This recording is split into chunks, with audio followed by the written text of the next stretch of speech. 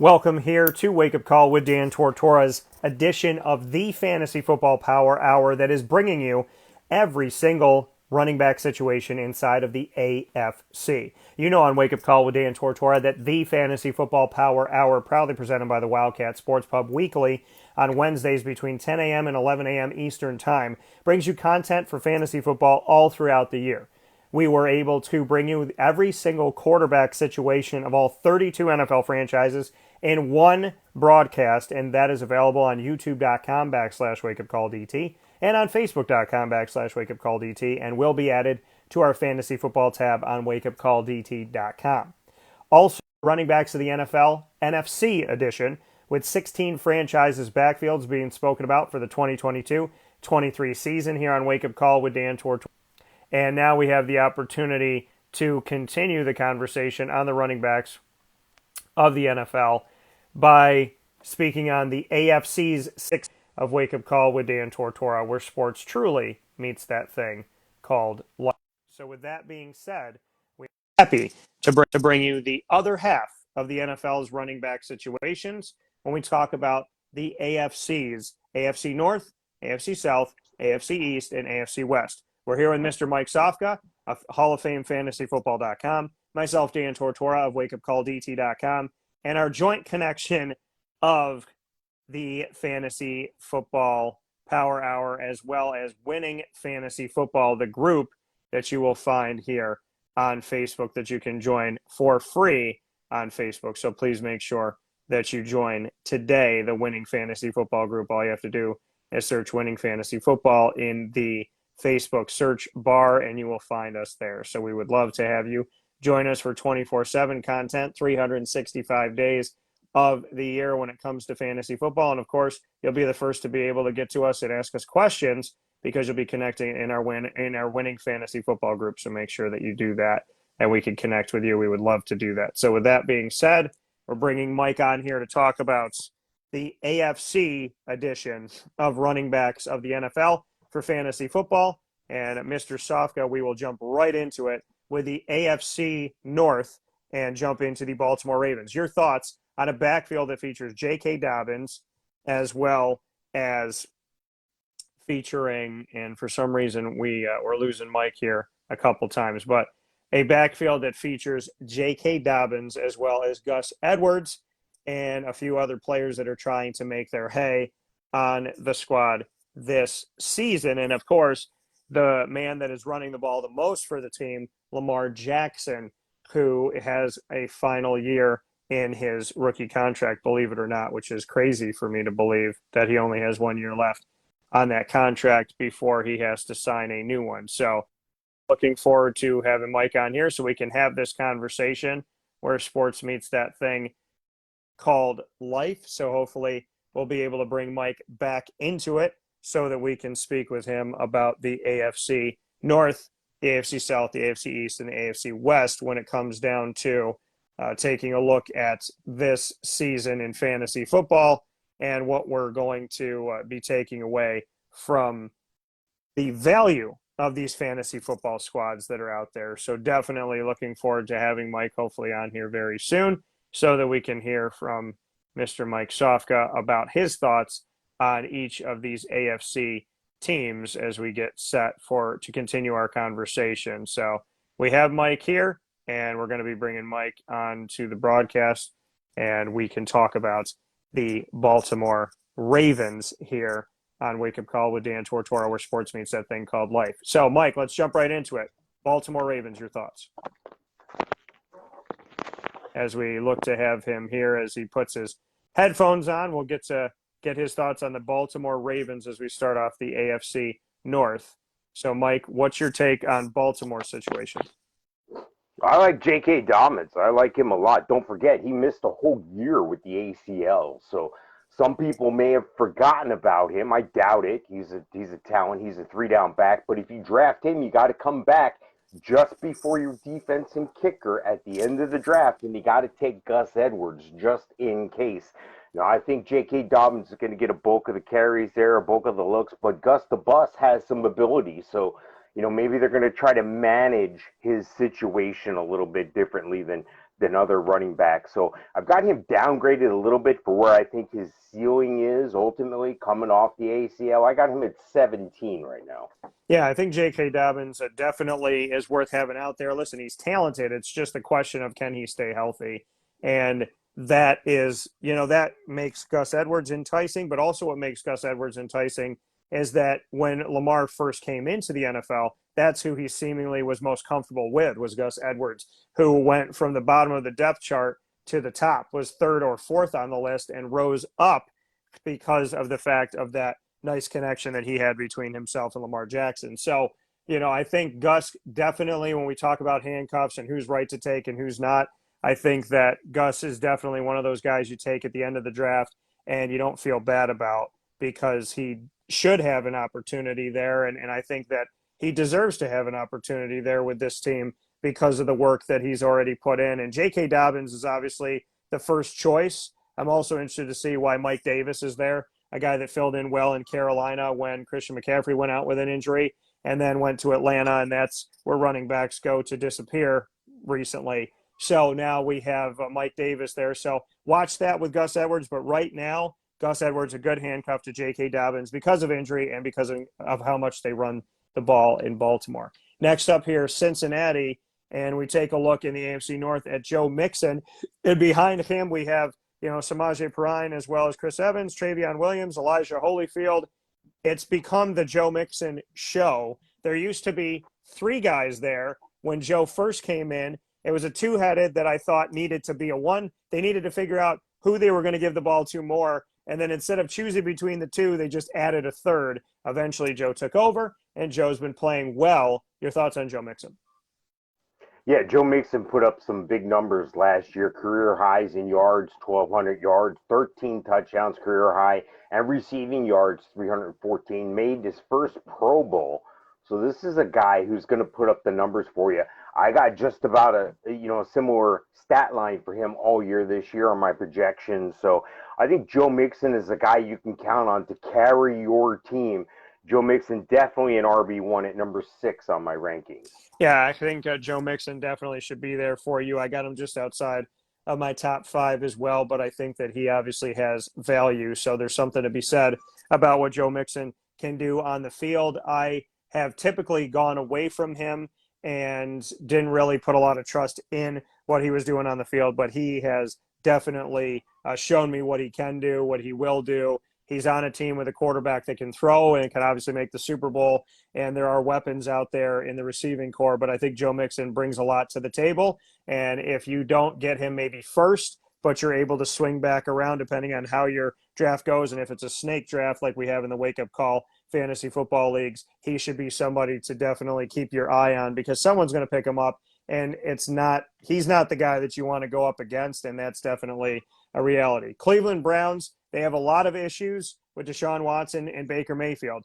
They don't necessarily allegedly want Baker Mayfield after picking up his $18.9 million option, and they want Deshaun Watson, but they may not have him. So that makes Nick Chubb and Kareem Hunt very enticing, as well as Dearness Johnson if anybody goes down, because you're going to have to run the ball if you don't have the quarterback you want and you don't want the quarterback you have. So what are your thoughts?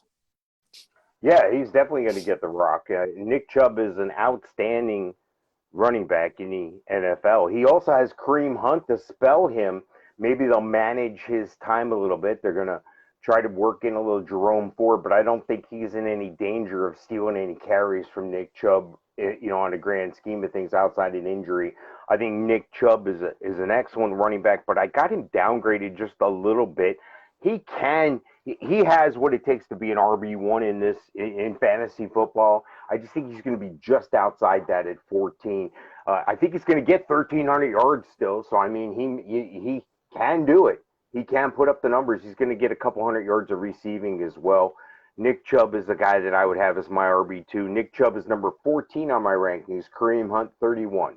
Yeah, and I think Kareem Hunt is, again, another one to have on your team. But the question becomes, how high do you draft a guy like Kareem Hunt? I've seen him fall in the past, and we just saw Dearness Johnson sign a $2.5 million one-year deal there's a reason why you keep Dearness Johnson around, and that was seen last year because he filled in pretty well. So I think he's somebody that'll be in free agency unless you have like a 16-team fantasy football league. He should be there sitting in free agency. But it is a name we're going to tell you about. We've said it multiple times on this broadcast prior to the season, so make sure prior to training camp. So make sure that you're ready for that. But Kareem Hunt, good, but more of a home run guy, more of a 70-yard guy, more of a catch and run for 80 yards. Nick Chubb is the guy that you want to have, and Nick Chubb is the guy that you definitely have to be looking at here because he may dip a little bit he may go out of your first round, but probably not out of your second round. I can't imagine that he would. Najee Harris of the Pittsburgh Steelers. He has Benny Snell, Anthony McFarland, Trey Edmonds and company behind him, Mateo Durant. A lot of guys that I'm connected to or teams I'm connected to. There's a lot of talent here, and I think these guys could go and fill in all over the NFL, arguably, because they're young talent that has done some good things before coming to the ranks of the NFL. But it's Najee Harris's job. His numbers are nuts. He has 1,200 yards on the nose rushing. Had over 460 yards receiving, 467. Put it together, 1,667 yards from scrimmage, 74 receptions, which would be good for any wide receiver in the NFL to make that money. 10 touchdowns overall. The man is incredible. And, Mike, I know you know his attempts last season, so I'm going to let you throw that one out there, that number. Yeah, 307 of them. That's a lot, especially for a rookie. But I think they're going to do it again. I think they're going to run it back. I think they're going to give him 300 more attempts. And he's going to get the looks at receiving as well. He had 74 receptions last year. This is just like a Joe Mixon situation. This is a guy you want. This is a guy in Naji Harris that I think last year when he finished second in attempts and fourth in rushing with 1,200 yards and made the Pro Bowl, I think this is a guy that might be his floor. It's not his ceiling. So he could jump up into the top 5. Right now I have him at number 5 on my rankings. Yeah, and I think that he definitely deserves to be up there. The amount of yardage that he had, what he's done. I give Greg credit. I know a longtime listener and viewer of the show who had said something about Najee Harris, and I was not as in tune with Najee as I should have been. And now I am fully tuned up to that. That man is incredibly talented, has brought a lot to the table for Pittsburgh, and they got a new quarterback coming in no matter what. So that also shows them leaning on the run. But Najee has more than proven himself at the fact that he can catch the ball, he can obviously run the rock, and he has become an extremely high-powered fantasy running back just coming a year now in his second year. So last year as a rookie, this year as a sophomore. Let's see what he could do, but I'm very excited about him. Houston continues the carousel of running backs that you knew from other teams. They have Marlon Mack now, who is a Colt. And I covered him when he was at South Florida. They have Rex Burkhead still on the team. They have Royce Freeman, who is now on the team. These guys just coming from different places. They have Dare Agunbuwale, and apologize on that one, but he comes from Jacksonville. They continue to bring people on from different places. The guy that I think should probably run the rock is Damien Pierce, coming from Florida, who was a good pickup in this year's 2022 NFL draft, because Marlon Mack does some things, but not an every down guy. Rex Burkhead, not an every down guy. And Damien Pierce looks to be the guy. Is there any hope for Houston, Mike? Oh, there is, and it's in the future. You got Davis Mills, a young quarterback. You got Nico Collins, a young receiver. You just brought in John Mechie. Brandon Cooks is the most stable thing they have there in the receiver room, and they don't have anything stable in the stable of running backs. Marlon Mack, Rex Burkhead, I'm not hanging my hat on either one of these guys. I got Damien Pierce as the guy who's going to eventually win that sorted out situation. Otherwise, it's going to be a mired muck of a committee for most of the year. I got Damien Pierce, a Florida guy. I got him at number 49 on my rankings, and he's the highest ranked Houston running back right now. So take that for whatever you will. I think Damien Pierce could get you some RB2 numbers down the stretch once he gets warmed up and gets going. He still has tread on the tires. They didn't run him into the ground in Florida, although they could have. 5'10", 220. This is a guy who's a solid runner, 4.59 speed. I think Damien Pierce is the guy to win it out. But I don't think, unless he's in an RB3 or 4 situation on your team, that he's going to carry you to a championship. Yeah, and Damien Pierce, I just gave you some numbers here. Like you said, didn't run him into the ground. He had 100 attempts the last couple seasons, 106 and 100 last season, over 500 yards in those situations, 4.7 yards a carry, 5.7 yards a carry of those two where he had at least 100 carries, and he has averaged 5.5 yards a carry in his career, coming off of 13 rushing touchdowns last season. Damien Pierce, somebody that you could pick up at the end of your draft or get in free agency this year that almost nobody would know about, but you do because we told you so. The next one coming up here, the Indianapolis Colts, Jonathan Taylor. Man, this guy is just the bright spot of it. Michael Pittman Jr. has been a bright spot too at times. They got Alec Pierce on the team now, my guy from Cincinnati. Matt Ryan's your quarterback. Nick Foles is your backup. Nick Foles just loves being in the AFC South. I've realized that. But Jonathan Taylor is there with Nyheim Hines still. Nyheim Hines I covered collegiately when he was with NC State. Philip Lindsay moves from Houston over to Indianapolis as Marlon Mack goes from Indianapolis over to Houston. Tyson Williams is there too, who had some time and tried to make some hay in Baltimore. So you have longevity in Nyheim Hines and Jonathan Taylor, and then you have backup aid that has been in the NFL. What are your thoughts?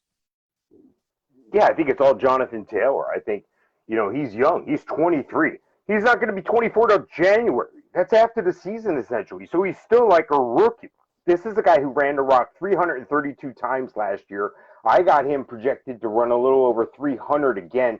He should be a top 3 pick, but I'm just gonna tell you right now, he's the number 1 pick. If you pick number 1, take Jonathan Taylor. Nyheim Hines, a tremendous drop-off after that at number 44 on my RB rankings. The other guys are all also rans and fill-ins. They're nice to have, but Jonathan Taylor's your bread and butter. Don't forget, they got Matt Ryan there, an aging quarterback. They're going to depend on the run. They're going to depend on the draw. They're going to depend on the screen. They're going to depend on the wheel route. He can do all those things. Plus, he has some young, speedy receivers. But I think they're going to lean heavily on Jonathan Taylor. I like him a lot.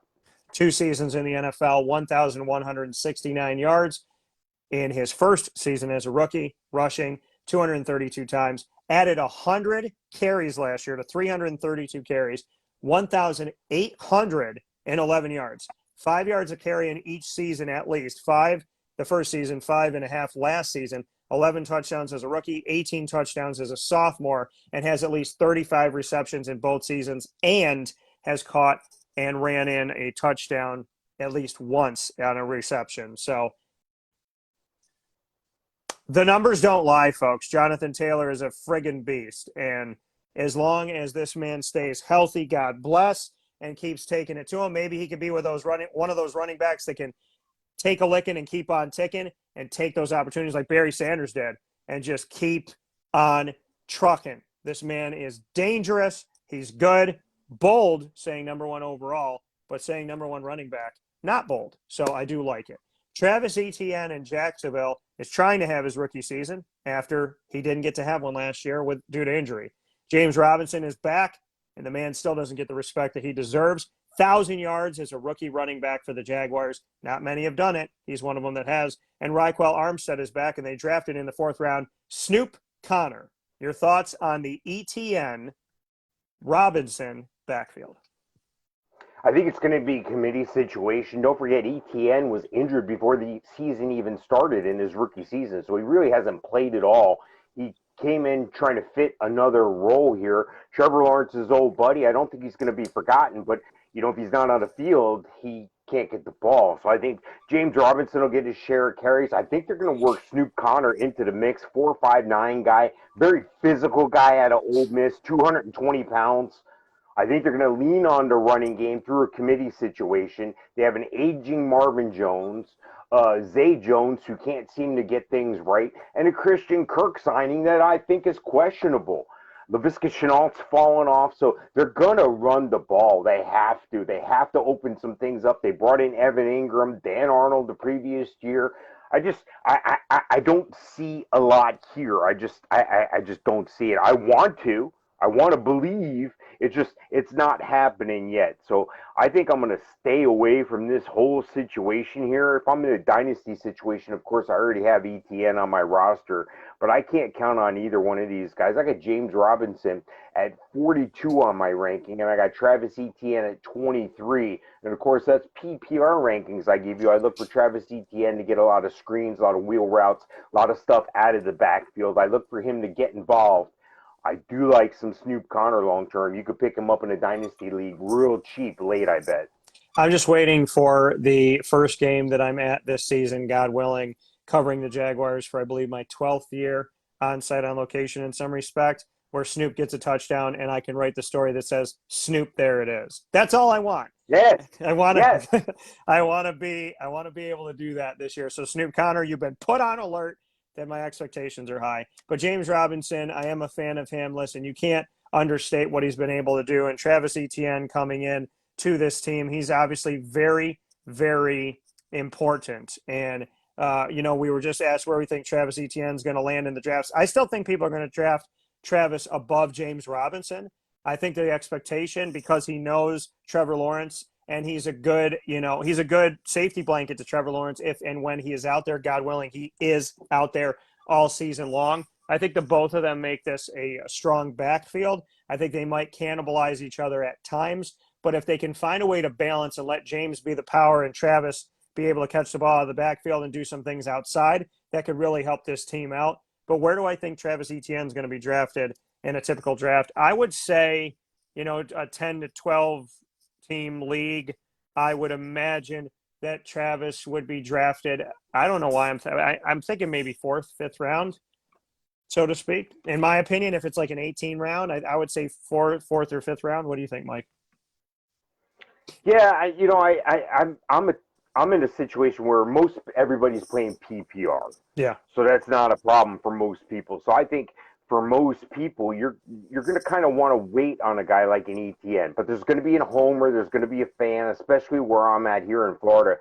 There's going to be a guy who, well, he's a big fan of him in college or a big Jaguars fan. They're going to overdraft him. So I would be very careful of that. I got him in somewhere at around, I don't know, maybe 100 overall. So if you're in a 10-team league, that might be as late as the 8th or 9th, 10th round. Yeah. So there's a lot of time between now and then. So I don't get into rounds or average draft position yet. There's not enough data to accumulate, but I still like Travis Etienne. Yeah, I mean, I like him too. And I think depending on, I'm going with people that are trying to, drafting running backs and maybe getting some guys early and heavy and seeing who the starters are, that by the fifth round, somebody might take a run on him.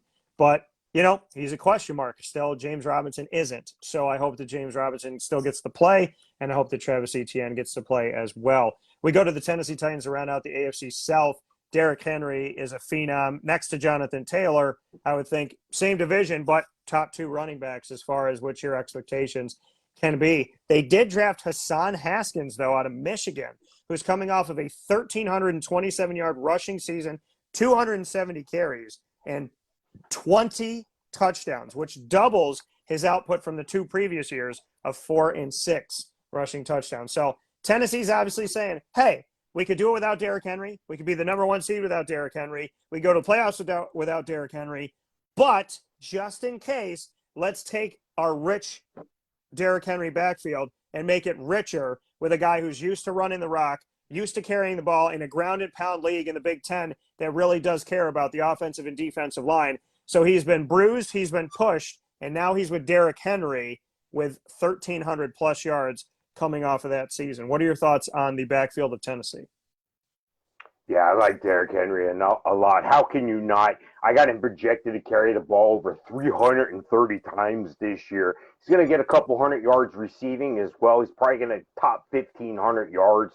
So, yeah, this is a guy that definitely should be in the tops as far as picks go. He's number 4 on my rankings, though. And again, I always give PPR rankings, so that takes him down a notch. But you bring up a good point about Hassan Haskins. This is a guy who got a lot of work in college. Now, sometimes that doesn't bode well in the NFL. 270 carries is a lot of carries, but he was the guy in Michigan. And Michigan had a good year this past year. I'm not counting on Hassan Haskins anyway, but I am counting on Derrick Henry as the number 4 on my rankings. Hassan Haskins, built very similar to Derrick Henry, but he's just not there yet. He's a good blocker. He doesn't have great receiving skills, so this is a tough situation. They're going to work him in to get him going. Heaven forbid they need to give Derrick Henry a blow, or they need to, hey, we've seen Derrick Henry get injured before, so he's not a plodding back. He's not super explosive either, but Haskins is a guy that could fill in nicely if needed to. But I like Derrick Henry. I'm not sure I would draft Haskins. Yeah. Unless I had Henry and needed to handcuff him. Yeah, I think he's a good handcuff, especially down the road, and it's something that you could look at there. But ultimately, I think, obviously Derrick Henry is your play, and Derrick Henry to some people might be the number 1 overall pick or the top 3 picks, not top 3 running back picks, top 3 overall picks. So that's what I see in that, and I would agree with that. I think it's great, and I think the future can be bright for both of them to be there. Devin Singletary, James Cook, we jump into the AFC East with the Buffalo Bills. Devin Singletary still there. Taiwan Jones hanging on. Duke Johnson Jr. is now there. Zach Moss is still there, and James Cook comes in from Georgia, the younger brother of Delvin Cook. Got to interview James Cook and have him on the show. I think it's a Singletary Cook show, and I think depending on how Cook does, it could be the Cook show. So who's cooking in the kitchen? I think it's James, and trying to get some of them scraps, I think might be Singletary and Moss. What are your thoughts? Yeah, it's going to be a muddled mess. I don't think they believe in Zach Moss anymore. Duke Johnson is there along for the ride. Taiwan Jones, same thing. Look, this is going to be James Cook's backfield sooner than later, but this is going to be a committee situation most of the time here. Cook is a strong runner. I like him a lot. I think he can overtake, and should there be an injury or something to Singletary, I think this would be more so a James Cook backfield. But I think until that happens, they're going to kind of split the load a little bit, kind of like they tried to do with Singletary and Zach Moss in the past. I don't think that's going to bode well for fantasy for either one of these guys. I got Devin Singletary at number 34 on the rankings, and right near him at 36 is James Cook. Yeah, I think, Singletary and Moss are guys that people have not had the most faith in when it comes to fantasy. I think James Cook takes over sooner than later. He could be a late round, 10th round pick that you could really end up getting a starter at that point and someone who can make some hay for you. So I do like James Cook of the 3 the most, and he's the one that I would probably rank the highest despite the fact that he's a rookie.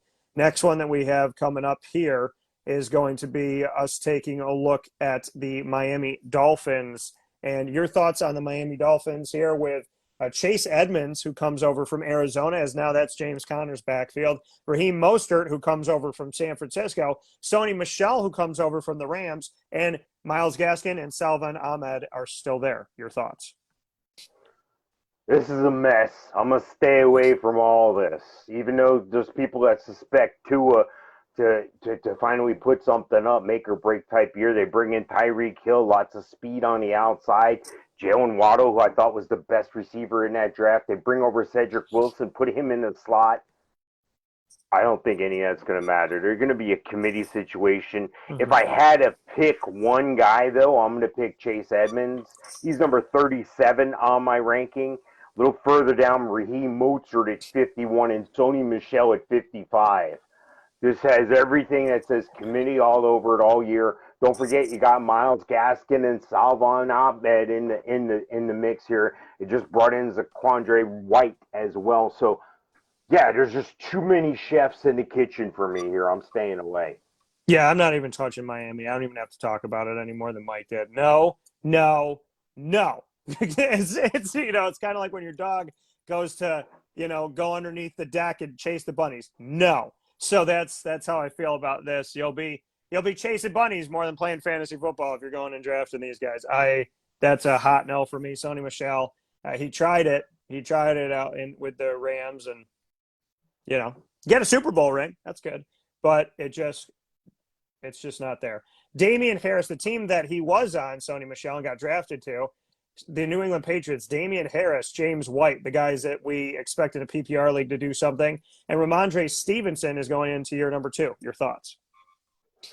Yeah, I like these guys. I like all of them. I like them bringing in Pierre Strong. I like him as a potential future guy there in New England. I like James White, who's still in the fold. Rhamondre Stevenson looked really good last preseason. Kind of fell off a little bit at the beginning of the year. Then he got some opportunities.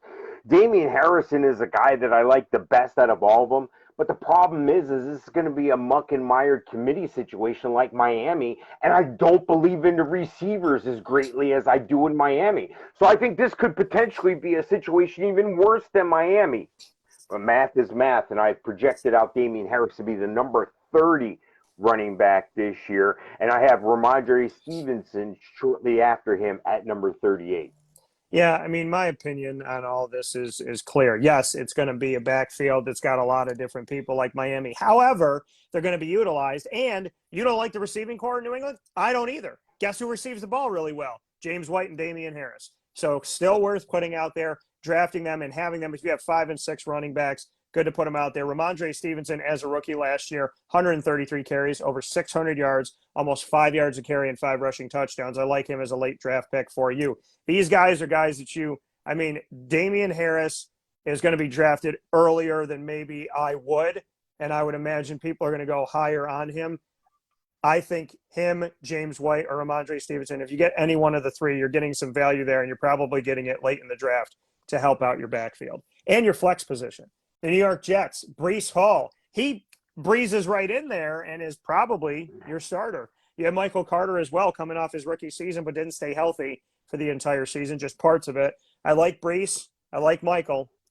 And Breece has the best numbers of a rookie running back coming into the NFL overall. Your thoughts? Yeah, I would feel disrespected a little bit if I was Michael Carter, but I get it. Your best ability is availability, and you got to be available. But everybody gets hurt. It's the NFL. This is what it is. So I think the Jets took a long, hard look at this and figured that if Michael Carter goes down again, they're SOL again here. Tevin Coleman, Ty Johnson, LaMichael Perrine hasn't worked out. So I get it. Breece Hall is a powerful guy. He's an excellent running back. They've got him penciled in as the starter already. Now, I think that's pretty bold bringing in a rookie, but when you draft him where they did, I mean, that is what it is. And, looking at that situation, I've got him projected as the leader in that backfield as well. I've got Breece Hall projected as the number 20 running back. And then you have to go down a little farther for Michael Carter. I think they see him as more of a change of pace guy, a guy that can get in there, maybe get some goal line carries, maybe do something on third down for them. I got Michael Carter at number 43 on the rankings. Yeah, I mean, I think, and I agree with you, Michael Carter. I feel like you could definitely take a level of disrespect from that decision that was made. At the same time, I think that Michael Carter could be playing for his job there. He could be playing for his job elsewhere right now, with the way that things are looking potentially for him. But I think Michael Carter has value. He's a good late pickup. He's a 4th running back that I would maybe put on my team. But Breece Hall, back-to-back years of over 1,400 yards at Iowa State. Obviously, he still has to translate to the NFL, carry the ball for over 250 times in each of the last 2 seasons, 1,472 yards this past season, 1,572 the year before that. 5.6 or better yards per carry, and 20 touchdowns on the ground at least in each of the last 2 seasons, with 41 touchdowns rushing in 2 seasons. And he received the ball and was able to get out there and catch at least 20 passes or more in each of the last 2 seasons, and had a reception for a touchdown, 2 or more in each of the last 2, and in all of the last 3 seasons. So his numbers are incredible, and let's see if it translates. I think the Jets right now, with rookies and sophomores, this is the best team they've had in years, and it's all based on the youth. What they drafted this year, I think arguably they had the best draft this year of any one of the 32 NFL franchises, and I like the fact that they have Breece Hall there. He's draftable, and so is Michael Carter, and I think you draft Breece before. I think there's people that won't know about Breece Hall or won't trust him because he's a rookie. Some people just don't trust rookies, and Mike and I will take advantage of that. Next up here that we have is to the AFC West as we round out our AFC edition of the running backs of the NFL for the 2022-23 season inside of the Fantasy Football Power Hour, proudly presented by the Wildcat Sports Pub. 3680 Milton Avenue in Camillus, New York. 7 days a week, indoor and outdoor seating and takeout and delivery. 315-487-2222. Also the home of our fantasy football drafts here in Central New York. With that being said, we're going to go quick into the AFC West. Denver Broncos, Javonte Williams, they re-signed Melvin Gordon, waited a little while, brought him back. And they have my guy Mike Boone from Cincinnati, who spent some time with the Minnesota Vikings. Javonte Williams, Michael Carter's teammate when they were both at North Carolina and both coached by DeAndre Smith. Javonte Williams, what are your thoughts? Yeah, I like Javonte Williams. Couple hundred rushing attempts last year. Melvin Gordon, he's a little long in the tooth, but he knows the system there, and he provides value. I think he can keep some of the wear and tear off Javonte Williams for another year and extend Javonte Williams' career by spelling him. I don't think there's a tremendous drop-off from Javonte Williams to Melvin Gordon outside maybe some speed, maybe a little explosiveness, but that's a lot when you're running the ball. I've got Melvin Gordon at 33, and by the way, he could still catch the ball out of the backfield, but I got him ranked at number 33, Javonte Williams at 15, and by the way, Denver just sold. They were just sold for $4.68 billion. Of course, that needs to be approved by the NFL and its owners, by a majority of the owners there. So I think the future is bright for Javonte Williams, and I think Melvin Gordon's going to have a better year than people expect.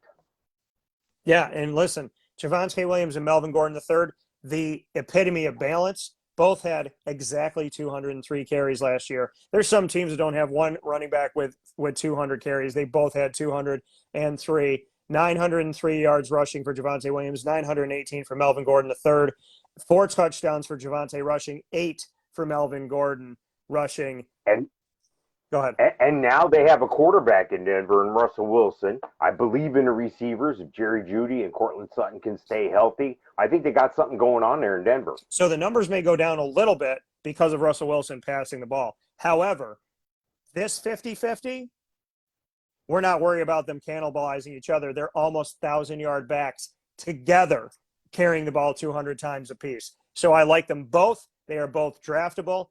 You know that I'm high on Javonte Williams. I'm happy with Melvin Gordon, and I'm pleasantly surprised in what he did this past season. They are both draftable, and they are both great. And this is not a handcuff situation. This is 2 starting running backs that if you somehow pull it off, good for you. Clyde Edwards-Hilaire, Ronald Jones comes over from the Tampa Bay Bucks after winning a championship with them a couple seasons ago, and Derrick Gore, who is an Onondaga County native, Central and Upstate New York, my hometown, my county. Shout out to Derrick Gore. What up, and do your thing. I'm very happy to see Derrick Gore still with the Kansas City Chiefs and still in the NFL, and super proud of him. What are your thoughts on the backfield of Kansas City? Yeah, this is a weird situation here. I think I like Clyde Edwards-Hilaire, but he really hasn't done what I've expected him to do. But then again, they have had some changes at the receiver position there, and Patrick Mahomes is Patrick Mahomes. So, but when you look at Valdez-Scantling, Mecole Hardman, and Juju Smith-Schuster, who is better in the slot, but there's not really a deep threat. I mean, Mecole Hardman's got some speed. He's got some wheels. Most of that offense runs from Patrick Mahomes to Travis Kelce. Okay, let's just be frank. So I think that if I was looking at Clyde Edwards-Hilaire and he was on the board, I don't know, late, he's not going to be. Somebody's going to overdraft him. I have him as number 27 on the rankings right now, and I have a big drop-off after that to Ronald Jones all the way down 12 more spots to number 39. Here's the situation. I don't know how Ronald Jones still has a job. It never panned out for him in Tampa. I don't know what the disconnect was. He's talented. He's physically gifted, but he needs to show it. Yeah. This might be a tremendous opportunity for him and Clyde Edwards-Hilaire. If Ronald Jones comes in and takes some of that pressure off him, maybe they both get better. Maybe his teammates, and more like a Melvin Gordon, Javonte Williams thing, they both get better. Here's hoping that that's the case if you draft one of these guys. But again, neither one of these guys is my RB1. No, and Clyde Edwards-Hilaire, I mean, he hasn't proven it. Coming out of LSU, 517 yards last season, 119 attempts, played in 10 of the 17 games in the regular season due to injury, had 4 rushing touchdowns. He's not a number 1. He's not a first round. He may not be a second round. He is your backup running back, and he put himself there. So we'll see what he does from here. but Clyde Edwards-Helaire, talented, but still question mark. He needs to wear them Riddler pajamas like Jim Carrey because he's got question marks all over the place. Los Angeles Chargers, Austin Eckler. They bring in Isaiah Spiller. They still have Josh Kelly, Larry Roundtree III, who had some moments and a spark that got some people excited on the waiver wire and free agency last year. Mike, what are your thoughts on the Chargers, and does Spiller find a way to carve his own within a team that has been Austin Eckler for a long time? Yeah, I like the Chargers a lot. Don't forget, we're going to go back and hit the Raiders here after this, okay? But, yeah. Austin Eckler's a man. I know that I went O for A. I skipped the vowel. I skipped the vowel. It's fine. It's whatever. I got to go back to school because I learned real good in school. I learned them good words and them letters and such. But go ahead. Hey, I'm fixing to learn you. Hey, Austin Eckler, number 3 guy, top 3 back. This guy is going to get the touches. I got him over 200.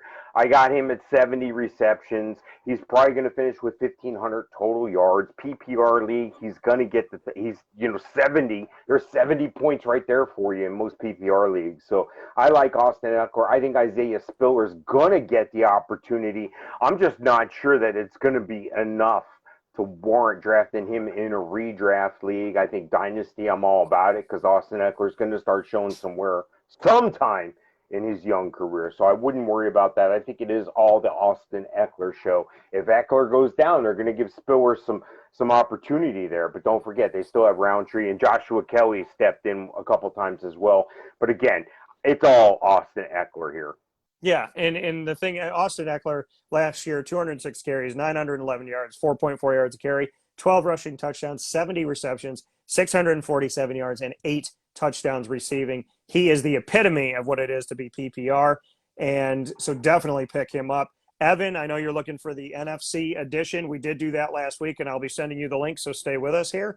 And Texas A&M, Isaiah Spiller, 1,000-yard back each of the last 2 seasons, over 175 carries each of those seasons, over 5 yards a carry, 5.5 and 5.6, and he did catch the ball out of the backfield. So Isaiah Spiller, I do believe, will be utilized. I think he is the future, and maybe Austin Eckler can train him to be that because I'm seeing, you look at those numbers, you're seeing that double threat guy. So we'll see what Isaiah Spiller can do, but he's a free agency person for now. Austin Eckler is a starter for you. We'll go back to the Las Vegas Raiders as I continue to learn them vowels here on the show. I'd like to buy one on Wheel of Fortune. So Josh Jacobs is still there with the Las Vegas Raiders, but they did not pick up his option, which says something about that. Kenyon Drake has been brought in, and Zamir White has been drafted from Georgia, the teammate of James Cook. So what are your thoughts?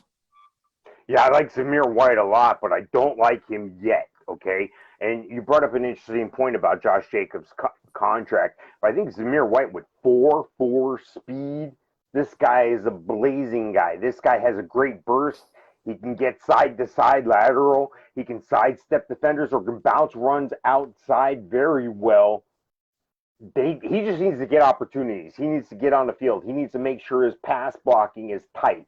I don't think Brandon Bolden's a threat to him. I do think Kenyon Drake is, and Josh Jacobs, of course. I got Josh Jacobs from his number 18 running back. I think he's still going to end up with a couple hundred. I got him at 222 for the number of touches he's going to get out of the backfield, and then he's going to get about 40 receptions as well.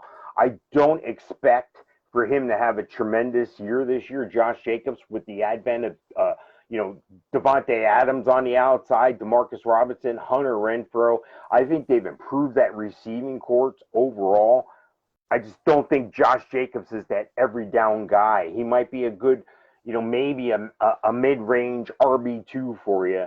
And I can't believe in Kenyon Drake at 55 on my rankings. I can't believe in any of these guys. It's the one guy who's in the driver's seat right now that's Josh Jacobs as my RB2. Yeah, Amir Abdullah is there now too. So Josh Jacobs, yeah, I think he's definitely relegated himself to RB2 status, and somebody will draft him higher. But he's talented, he's good, and remember, he